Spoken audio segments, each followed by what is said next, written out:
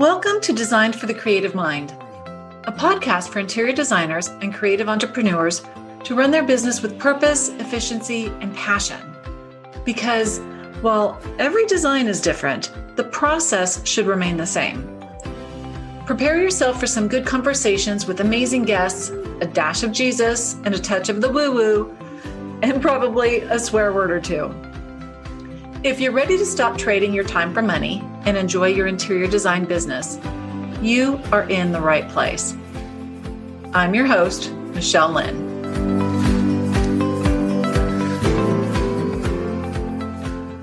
Hello, everybody. Welcome back. This is the Design for the Creative Mind podcast, business for creatives. And today I am super excited because I have Shelly Rosenberg here. She is an interior designer and the founder of Acorn Oak, specializes in inclusive design for families living with mental and physical disability. And Shelly, thank you so much for being here. I'm honored and just so excited to get more detail about what you provide. Oh, thank you. I'm thrilled. I've been an avid listener of your podcast. I love your programs and all the advice that I get. And I'm thrilled to be able to share some more. Well, I remember, and we talked a little bit about this before we hopped on to the recording, but I was one of those people who, from a social media, was just like admiring you from afar, and then and that was with just your design, and then I saw you pivoting to Acorn Oak, and just thought that this is the coolest platform. So, for the listeners who are not familiar, tell us a little bit more about Acorn Oak. Like, how did it evolve and what differentiates it from just standard design?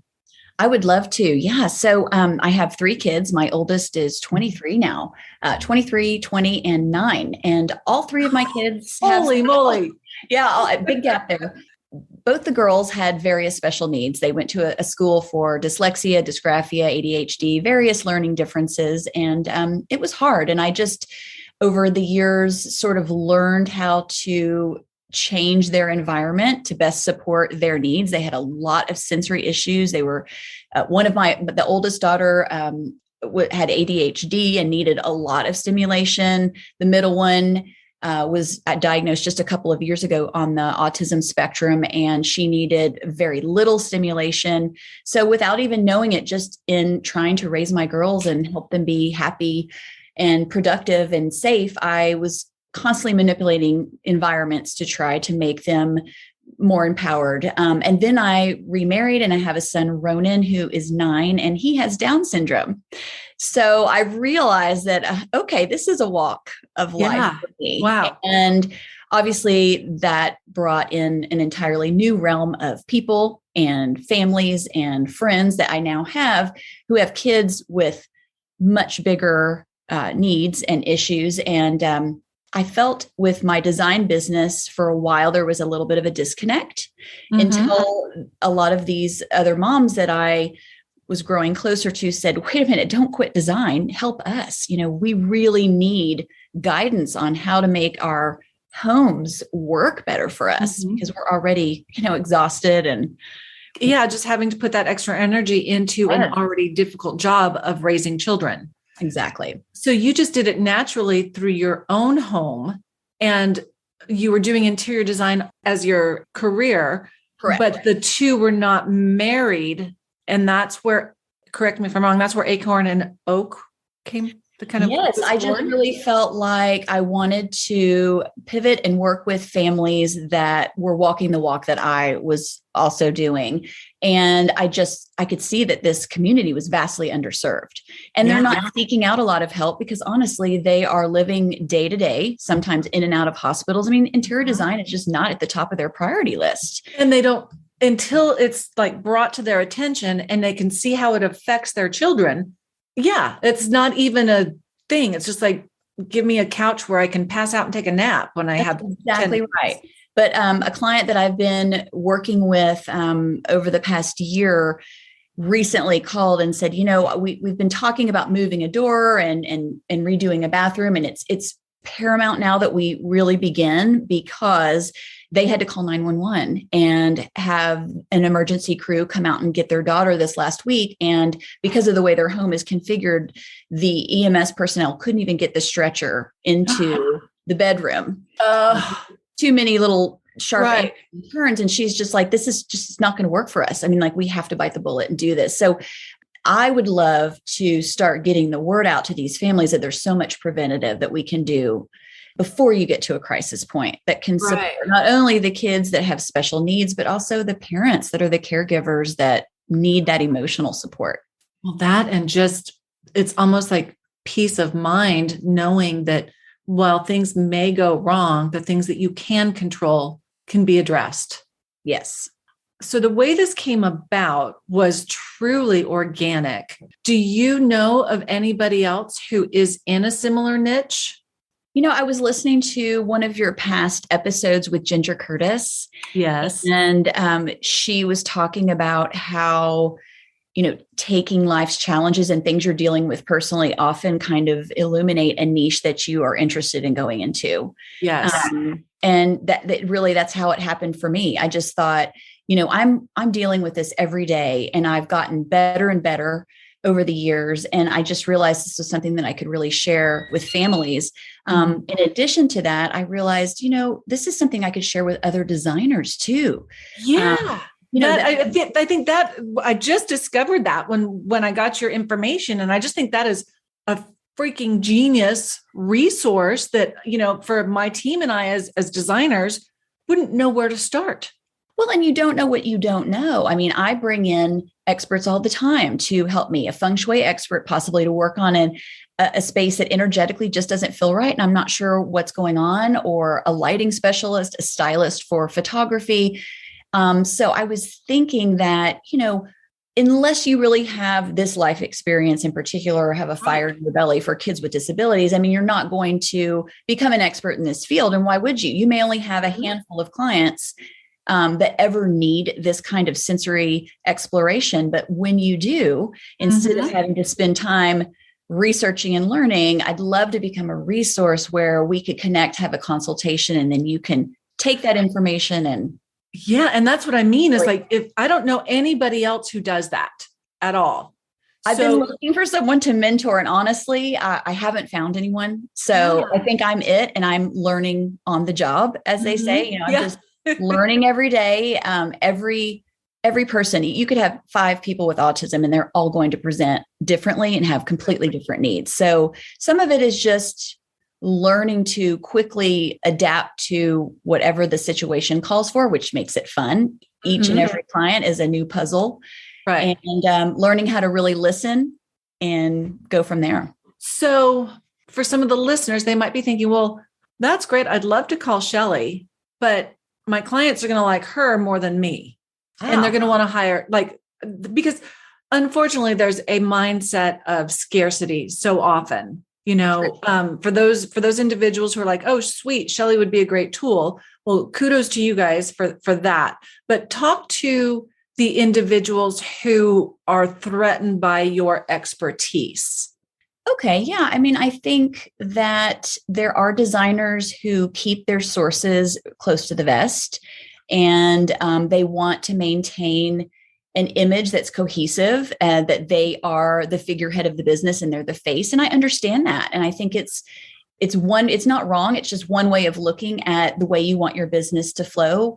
And I have private consultations, a private Zoom or some type of virtual consultation that I can do with a designer, where I can really give them answers, and then they can take that information and take it back to their team and use it, look like rock stars to their own clients. And the client never has to know where that information came from. I'm just like a private resource library.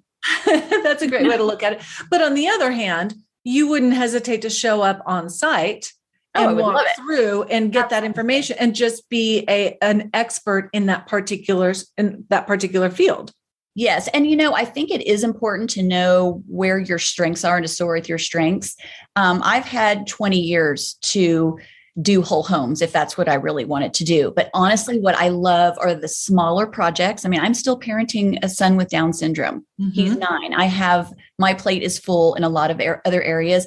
I'd love to really only focus on, sensory rooms, playrooms, maybe children's bedrooms.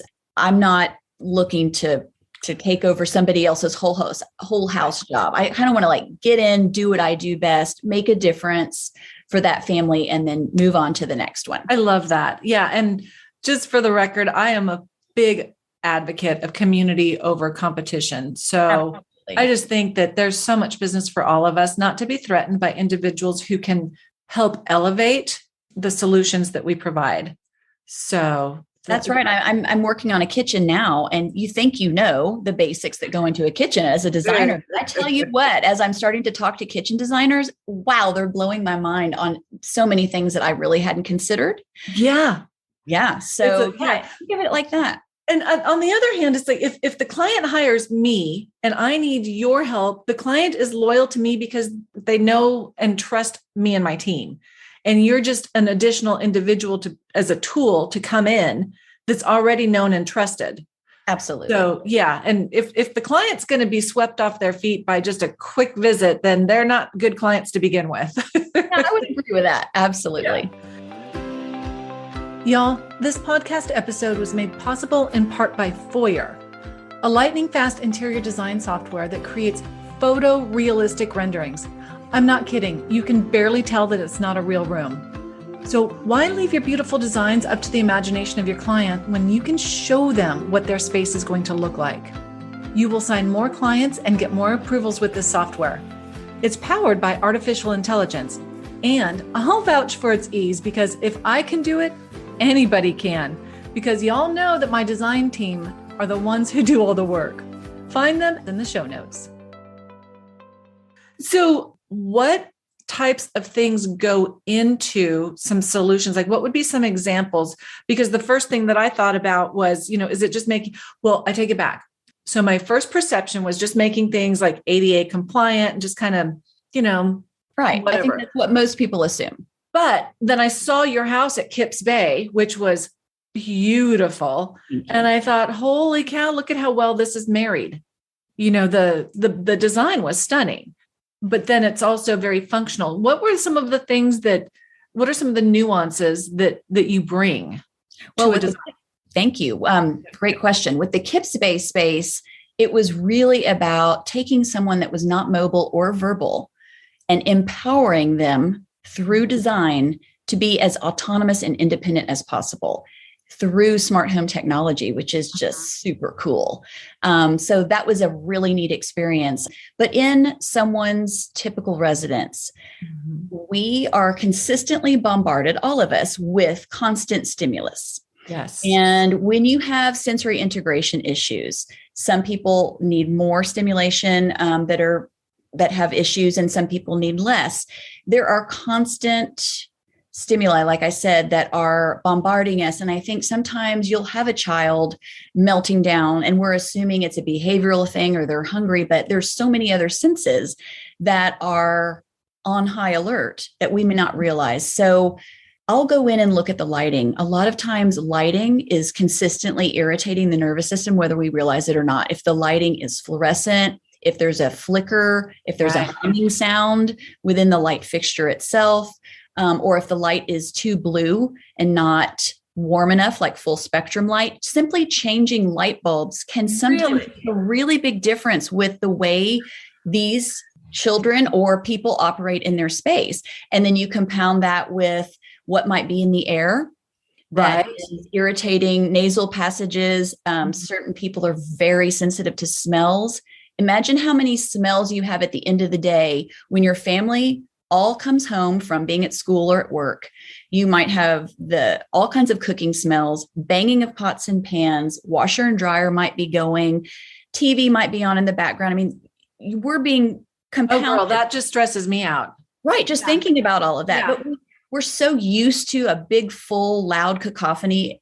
Not everybody can deal with that. And so I think sometimes it's just going back to the basics and really looking at what simply is going on in your household and how your child can best be supported during all of that commotion. No, and so I've got a 3.5-year-old, and I just think about how stimulated we all are. And that's just, without any sort of disability or without any sort of reactionary aspect of it, just the day to day is so loud.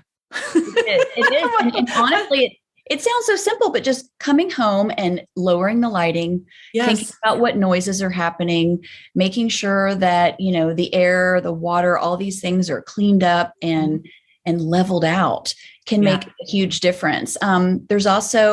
There's other senses besides just our 5. There's the proprioceptive system, the vestibular, there's thermoception, which is whether we're experiencing pain or discomfort inside our bodies, whether the room is too hot or too cold, and that's creating issues. There's all kinds of nuances that you can look at that really do help overall create either a supportive home or one that is causing stress. So what you just said, I can totally picture. You were just talking about light, and in my kitchen, I have the certain lights that I like to have on because it calms me. My husband goes in and turns them all on, and I walk in and I turn them down. I'm just like, I can't take all of this stimulation. Right. So the things that are just almost natural instinct for so many of us, you've really broken down and put a lot of thought into it. Absolutely. And that's such a special niche that you have.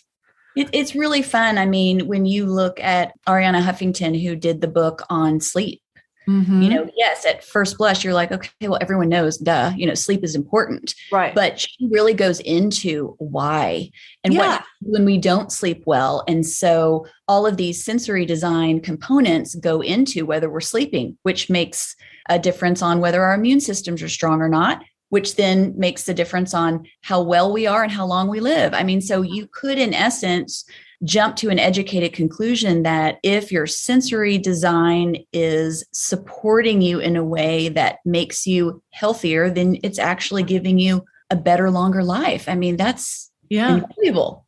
And it's just one of those things that we kind of take for granted in our day-to-day until you were posed with 3 children that made you think about things differently. Yes. And you just said, like, a couple of paragraphs ago, you said 3 words that I had no clue what they were. And I'm like, okay, there's a lot more that goes on with this. Well, it's a rabbit hole, and I really love the nerdy science behind this. And that's what's so exciting. And what I want to share with other designers is that we have tremendous impact on people's health and well-being, maybe even more than health practitioners. And that is not a quote that I came up with. I can't think of the woman's name right now off the top of my head who said, because we're in our environments, 90% of the time at this point, interior designers and architects, builders, developers have almost more influence on health and well-being than medical practitioners do. Yeah. And we mental are health environments that we're all spending time in. So, these things are really important and they're exciting. One thing I do want to point out is, if I went at it saying, oh, do you know there's toxins in your water and your air and all these things and in your furniture? I don't want to scare anyone. We're all stressed enough. Mm-hmm. We all have a lot on our plate. I go about this in a very soft, empowering way. It's like, these are self-care tools, Right. You don't have to do them all at once. You can take baby steps to start to improve your environment. I don't want anyone to feel like, oh, great, this is just more things I have to do. So true. That's a very empathetic aspect that I think you bring to the table, because in addition to, the off-gassing and just the toxins that are just inherent in some of the production, it reminds me of when we all started, when I first started learning about the differences between, say, organic food versus non-organic, and like the dirty dozen versus, some of the other things, and like and this is a whole different conversation, but like the GMOs and so forth, it's the same thing, but it has to do with furniture, not furniture, but like with your surroundings, with your physical environment. So if we can make those decisions, knowing that they exist. So now I know organic, right? Whenever I can, it's the, the beef that's grass fed, grass finished, la, la, la, la, la, la, la, la, la. I make those decisions. Now that we have this new perspective for our environments, we can make better decisions. It doesn't have to be overnight. You don't have to throw everything out. That's right. That's exactly right. And really, I understand why a lot of designers would kind of close their ears when you start talking about, oh, you have to use organic fabrics. Well, if you look out there and see what is available yet, a lot of the most beautiful things and the most fun things that designers have readily accessible are not organic, and they do have toxins associated with them, and we can't change that overnight.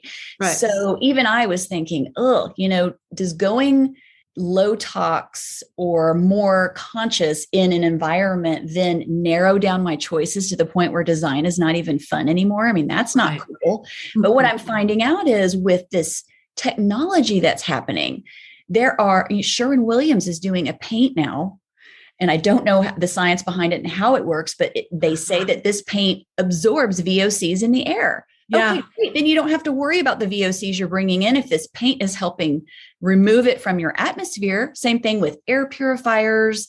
There's all kinds of new things happening. For example, in my home now here in Dallas, I have a whole home water filtration system.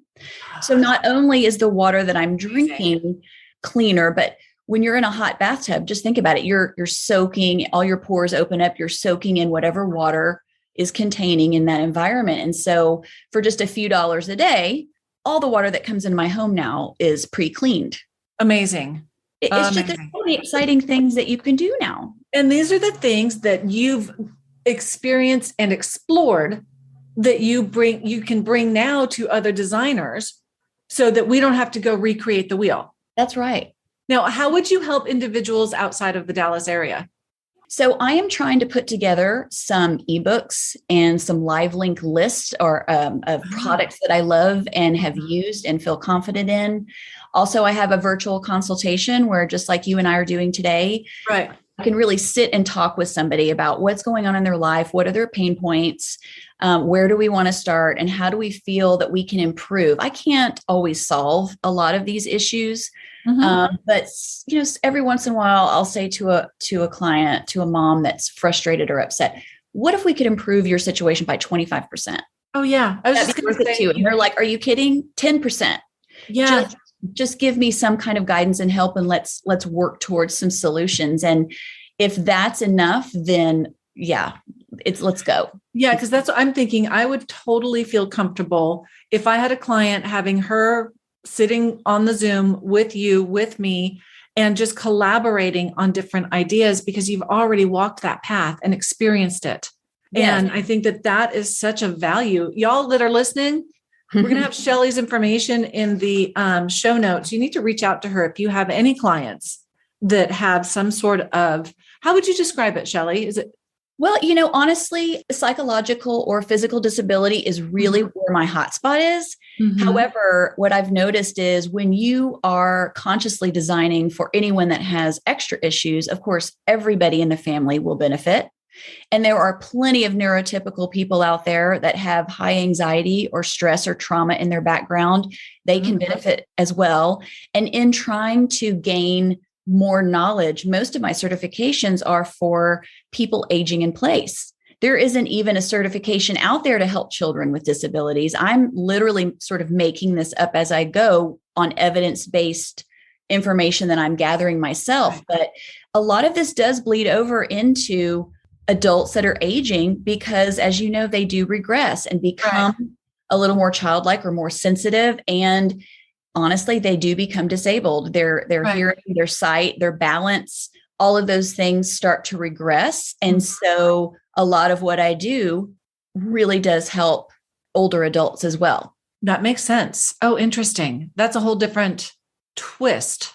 It is. And a lot more designers, I think, are used to hearing about certified aging in place. And absolutely. And we know that as designers, and we're a luxury business, or we depend on a certain amount of discretionary income, that older population is a great target market for us. And so when you do have someone elderly, like my father-in-law, I've been reevaluating his house. He's 88. He wants to stay in his home. but he's starting to need some things. The lighting has to be different for him now. The way the stove operates, we're having to put in some safety controls, some cameras. The temperature has to be different. He's going through a phase in his life that feels similar now to what I have to do for my son with Down syndrome. Right. The correlations are endless. True. I mean, basically, this is just propelling and improving human life, regardless of what age or what stage. Mm-hmm. It's just a little bit deeper, more conscious way of looking at our environment over and above just making it beautiful or physically functioning for, a wheelchair, for example. Let me interrupt myself to take a quick moment to thank Satinoff Insurance Agency for sponsoring this episode of the Designed for the Creative Mind podcast. Their support and understanding of the interior design, decorating, and home staging industries is unrivaled. Satinoff understands what our businesses do, and they provide insurance that lets me sleep at night. Yep, this is the firm that I use, and they will do the same for your sleep habits and your business too. They're more than an insurance agency, they're an extension of my business. They take care of the worry because they are the experts, which allows me and my team breathing room to do what we do best, design beautiful spaces. You can find their contact information below in the show notes. Give them a call today.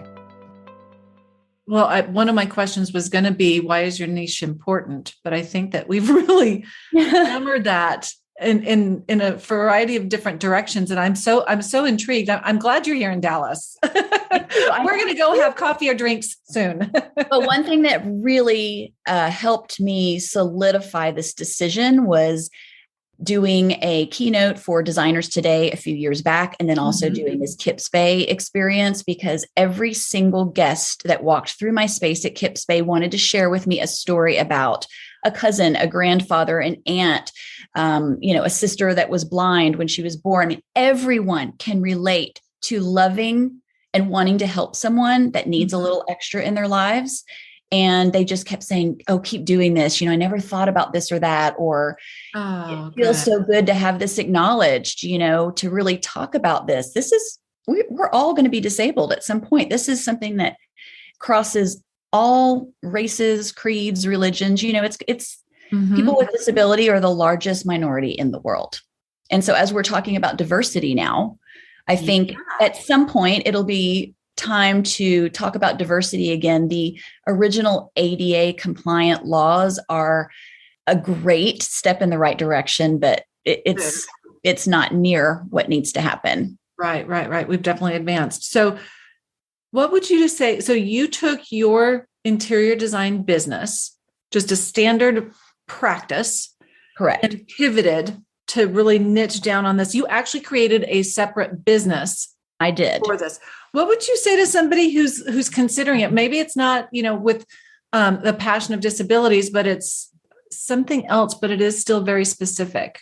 I think it is such an amazing and super smart way to go. If you've gone through a really rough divorce and had a hard time untangling your belongings, I mean, maybe niche in, you could still have your traditional business, but maybe have, a side hustle where you really niche and work with men who are newly divorced and have nothing and are starting fresh, or a woman that's trying to reestablish her independence.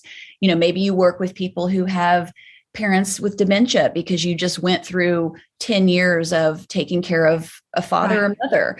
I really do think you can take a life experience and then find, or even just a passion, something you're super excited about. If you love cosmetics and you love makeup but you do interior design, why don't you focus on, spas and, makeup boutiques and or heck, these influencers on Instagram these days. Why not? Closets? If you are interested, why not? If you're interested in something, I do think you can meld it. And then your passion really comes through. And I think that it's a differentiator. And, marketing 101 is what sets you apart, what makes you different. Right. Well, and I think that what you're doing right now, it has such a scientific background and necessity that it adds more credibility to the industry. Not to say that for those of us who are just fluffy, and I say fluffy respectfully, y'all don't message me because I'm in the trenches with y'all. We are pillow puffers, right? Yes. Yes. I love a good chop. I know that's a debate. Girl, I like to chop. No I chop. like to chop. No, okay. no chop. See? There we go. But so yes, there is a lot that goes into it. So if we're talking about kitchens and baths and so forth, there's a lot of technical aspect that goes into it. But this is scientific and interesting and a completely different nuance that brings a level of credibility and expertise to the industry that God bless you, Shelly. This is fabulous. I hope more people hear about this from you. I honestly, I can't take all the credit. There's so many people out there on the outsides that are really talking about these things. And I just happen to be an early adopter. And I hope other designers, architects, builders will really start looking at how incredibly important our industry is to the world and its advancement, its development, our safety, our health and well-being as we move forward. That's super exciting to me. And I do think we're considered, at least interior designers and decorators are considered really artsy, and that we bring a pleasure principle to life, but it sort of begins and ends there. Right. Beauty and pleasure. And there's just so much more. And I think it will give our industry some real chutzpah, to really say, no, we're doing some really important things here. And here is the medical background. Here are the white papers. Here's the evidence-based research that backs it up. Absolutely. And then you can charge a pretty penny for it. That's right. We deserve what we're charging. And we're taken more seriously as a real consultant in living your best life. I love that. I absolutely love that. That's a whole different direction of the business of interior design that I'm so glad we got the blah, blah, blah. I am too. Production team, you can leave that in. I don't really care. It's all fine. We're not here to be perfect. No. But I'm really glad we had the opportunity to have this conversation because I've just learned of a new direction to explore and to introduce to others. So as often as possible, we need to connect so that we can share this with more people. Well, that'd be an honor. I thank you so much. I've loved being here with you today. Oh my gosh. Well, it's so funny just how social media and all of that connects people. And then you finally get a chance to talk to them. You're like, oh, I just want to give you a hug through the screen. Absolutely. I love collaborating. And I wish, my hope is that designers really embrace that. We really start helping each other because there's plenty of room. There's so much work for all of us. Oh my gosh. I'm already thinking about how I can get you plugged into some of my programs and stuff like that. So we'll talk about that offline. But in the meantime, because I could talk about this until we're both blue in the face, it's time for our rapid fire. This is just a little segment that lets our audience get to know you a little bit better. And you've listened to some of the podcasts. So I have, and I thought I'm going to freeze. I won't manifest that. I've got answers. Let's go. Nope, you've got answers. Here's an easy one. Are you left-handed or right-handed? Right. There you go. See, you're doing great. Do you drink coffee or tea? Coffee. Oh yeah. How many siblings do you have? I have one brother, younger. Oh, yeah? Yeah. There you go. And do you have a consistent morning routine? I do not. And that is one of the only intentions I set for myself, actually, for New Year's, is to create some systems where I show up for myself. Yes. So actually the last few nights, my phone has stayed in the bathroom. It's not been by my bed. And I've been trying to wake up in the morning and do something else for an hour, whether it's stretching, reading, meditating before I pick up that phone. That is so important. I'm a huge advocate of that. Can't say I'm always good at it, but I also, so I'm going to go down a bunny trail just briefly. I've been doing biofeedback with an individual, and she was telling me that you shouldn't sleep with your phone within 6 feet of your head. I've heard that as well. The energy that comes out of it and so forth. And I was like, okay, well, see you later. Right. And, we've been talking about, air and water and all of this. Yeah. Well, I just reconnected with someone new that has her degree now in building biology. And she is specializing in the radiation that she says is present with all of these amazing games, phones, all these cool technological, amazing things we have in our homes. Well, over the last few decades, the radiation inside homes has become greater and greater. And of course, I had never even heard of that. It was completely invisible to me. Yeah. Until you started explaining, and I was like, well, there you go. That's just one more thing for me to now educate my clients on. Mm-hmm. So yeah, there's always something, but it's important to really know just because you can't see it doesn't mean it's not affecting you. Well, that, and don't live in fear, y'all. It's just a matter of educating yourself as to what's important to you. So, okay. Going anywhere. Back on track. What did you want to be when you were growing up? A writer or an actress. Oh, so you do have that creative side. Absolutely. Like inherent in your DNA. Yes. What genre of music do you listen to? Oh, all. I mean, music just feeds my soul. Depends on what mood I'm in. There you go. And it totally depends on the mood because it can create a mood. Are you an introvert or an extrovert? I'd say somewhere in the middle, leaning towards introvert. Mm-hmm. And if you could have one superpower, what would it be? Oh, I just wish I had like a calming presence that anybody I'm with just could take a breath. It would just be like, just slow down, take a breath, some kind of tranquility superpower. I love that. And I do think that you do have that effect. I hope so. I think we're our best selves when we can just take a breath, feel seen, feel heard, just take a moment, Very cool. Yeah. All right. Last one. If you could have dinner with anybody, past or present, who would you invite? Oh, goodness. That's a really tough one. Oh, maybe Eunice Shriver. She started Special Olympics. Yes. I'd love to know how she took a seed like that and grew it into something that is world renowned and so supportive and amazingly empowering to people with disability. I'd like to do something like that and leave a legacy behind like that. Oh, that would be a good conversation. I'd like to be a fly on the wall. Well, Shelly, thank you so much for being here. I know our audience has loved everything you've shared. How can they find you? My website is just acornoak.com. I have all my information there. On Instagram, I have 2 feeds actually, at Shelly Rosenberg or at Acorn Oak by Shelly Rosenberg. I'd love to see you there. Love that. And I will make sure that all of that information is in our show notes. And for those of you who can benefit from even more resources surrounding the business of running your interior design business, join the growing community on Facebook. I know it's Facebook. You might not like it, but it's the best place for a private group. So you can get on over there and join the Interior Designers Business Launchpad. And here's something funny is that if you don't want to be on Facebook, you can just create a ninja profile. Just come on in, hang out with the crew. And don't forget, wherever you're listening to this podcast, to please leave a review. Thank you, Shelly. Thank you. Hey, y'all. If you love the show and find it useful, I would really appreciate it if you would share with your friends and followers. And if you like what you're hearing, want to put a face with a name, and get even more business advice, then join me in my Facebook group, the Interior Designers Business Launchpad. Yeah, I know, it's Facebook. But just come on in for the training and then leave without scrolling your feed. It's fun. I promise you'll enjoy it. And finally, I hear it's good for business to get ratings on your podcasts. So please drop yours on whatever platform you use to listen to this. We're all about community over competition. So let's work on elevating our industry one designer at a time. See you next time.